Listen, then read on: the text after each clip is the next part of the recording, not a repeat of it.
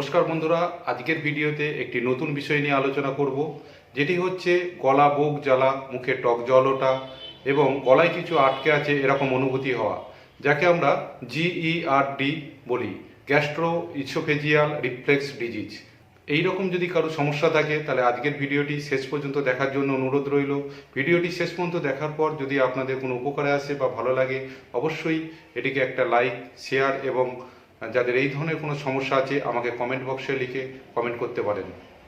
নতুন বন্ধুরা আমার চ্যানেলটিকে সাবস্ক্রাইব করে বেল আইকনটিকে প্রেস দিয়ে রাখবেন। যখনই আমি এরকম কোনো নতুন ভিডিও আপলোড করব, প্রথম নোটিফিকেশনই আপনি পেয়ে যাবেন। মূলত যখন গ্যাস অম্বল বলা হয় এবং গলা বুক জ্বালা, মুখে টক জল ওঠা, দাঁত প্রচণ্ডভাবে টকে গেছে, এরকম অবস্থাকে গ্যাস্ট্রো ইসোফেজিয়াল রিফ্লেক্স ডিজিজ বলা হয়। এই গ্যাস্ট্রো ইসোফেজিয়াল রিফ্লেক্স ডিজিজ কেন হয়, এর কারণটা অবশ্যই আপনাকে আগে জানতে হবে। কারণ গ্যাস অম্বলের বিভিন্ন রকম কারণ থাকে, অর্থাৎ গ্যাস্ট্রো ইসোফেজিয়াল রিফ্লেক্স ডিজিজ আমাদের মুখ থেকে পাকস্থলী পর্যন্ত একটা প্রক্রিয়া আছে। আমাদের নিম্ন অম্লনালী এবং পাকস্থলীর সংযোগস্থলে একটা পেশির বলয় আছে, অর্থাৎ LES আছে। এই LES আপনার যখনই কাজ করতে ব্যর্থ হয় তখনই অ্যাসিড রিফ্লেক্স হয়, অর্থাৎ পাকস্থলী থেকে আমাদের হাইড্রোক্লোরিক অ্যাসিড, যাকে পিত্তরস বলা হয়, যা আমাদের খাবারকে হজম করায়, সেই পিত্তরস বা হাইড্রোক্লোরিক অ্যাসিড যখন উপর দিকে রিফ্লেক্স করে, তখনই কিন্তু এই ধরনের সমস্যার সম্মুখীন বিভিন্ন মানুষকে হতে হয়, যার ফলে গলা বুক জ্বালা, মুখের টক ঢেকুর ওঠা, দাঁত টকে যাওয়া এমন পরিস্থিতি হয়, যা খায় তাতেই যেন অ্যাসিড রিফ্লেক্স হয়ে যাচ্ছে, তাতেই যেন মুখ টকে যাচ্ছে, হজম হচ্ছে না, এরকম একটা পরিস্থিতির সম্মুখীন হতে হচ্ছে। শুধু তাই নয়, এই সমস্যা যদি দীর্ঘমেয়াদী হতে থাকে, অর্থাৎ ক্রনিক ক্ষেত্রে কষ্ট দেখা দিতে পারে এবং একটা দীর্ঘস্থায়ী কাশিও থাকতে পারে। এর যে হওয়ার মূল কারণ, কিছু লাইফস্টাইল ফ্যাক্টর GERD উপসর্গকে বাড়িয়ে তোলে, যেমন অতিরিক্ত তৈলাক্ত মশলা জাতীয় খাবার খাওয়া, অতিরিক্ত চা, কফি, বিড়ি, পান, গুটকা খাবার খাওয়া, অতিরিক্ত অ্যালকোহলিক খাবার খাওয়া, খাবার পরই আপনি বিছানায় শুয়ে পড়লেন, কোনো ফিজিক্যাল এক্সারসাইজ করছেন না এবং কোনো শারীরিক পরিশ্রম করছেন না, যার ফলে গ্যাস্ট্রো ইসোফেজিয়াল রিফ্লেক্স ডিজিজকে ট্রিগার করে। এক্ষেত্রে হোমিওপ্যাথিকে অনেক মেডিসিন আছে যা গ্যাস্ট্রো ইসোফেজিয়াল রিফ্লেক্স ডিজিজকে একদম নিরাময় করে ছাড়ে। তবে আজকে আমি মূলত কয়েকটি মেডিসিনের নাম বলবো লক্ষণভিত্তিক। যদি আপনাদের এই লক্ষণের সঙ্গে মিলে যায় তাহলে আপনারা এই মেডিসিনগুলোকে গ্রহণ করতে পারেন। প্রথম যে মেডিসিনটির নাম হচ্ছে অ্যাসিড সাল্ফ 30 এই মেডিসিনটি গলা বুক জ্বালা, টক ঢেকুর, দাঁত টকে যাওয়া এবং যারা দীর্ঘদিন ধরে অ্যালকোহল পান করে যাদের লিভারকে নষ্ট করেছেন এবং অ্যাসিড রিফ্লেক্স হচ্ছে, তাদের ক্ষেত্রে এই মেডিসিনটি অসাধারণ কাজ করে। 2 থেকে 3 ফোঁটা করে দিনে 2 থেকে 3 বার 5-7 দিন খেয়ে বন্ধ করে রাখতে হবে। যদি দেখা যায় এই সমস্যাটা কিছুটা কমে এসেছে, তাহলে এই মেডিসিনটি আরও কিছুদিন কনজিউম করতে হবে।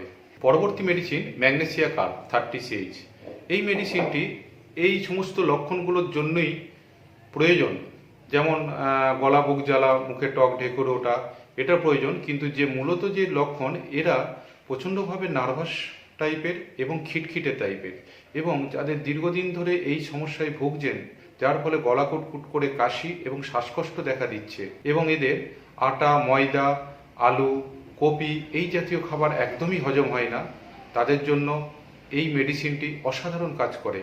2 থেকে 3 ফোঁটা করে দিনে 3 বার 5 থেকে 7 দিন খেয়ে বন্ধ করবেন, এবং যদি দেখা যায় যে কিছুটা কমে এসেছে তাহলে এই মেডিসিনটি আরও কিছুদিন কন্টিনিউ করতে হবে। নেক্সট মেডিসিন হচ্ছে ক্যালকেরিয়া কার্ব 36 এই মেডিসিনটার লক্ষণ কি?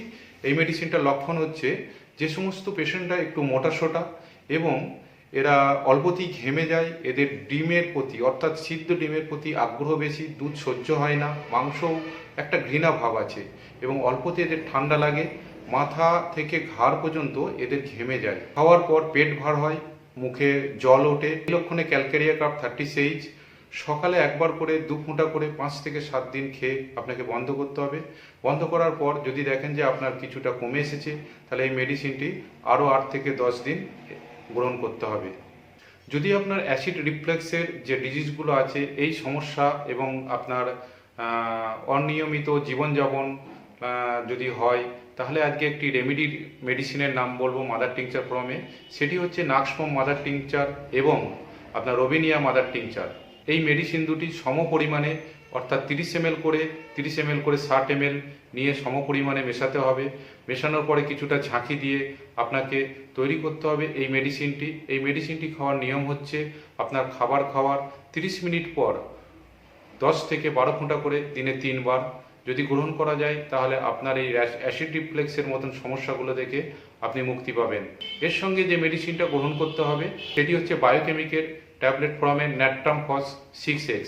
এই মেডিসিনটি খাওয়ার নিয়ম হচ্ছে 4টে করে বড়ি কুসুম গরম জলে দিনে 3 বার, খাওয়ার 30 মিনিট আগে অথবা খাওয়ার 30 মিনিট পরে।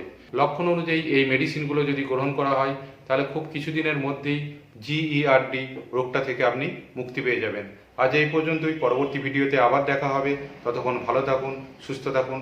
ধন্যবাদ।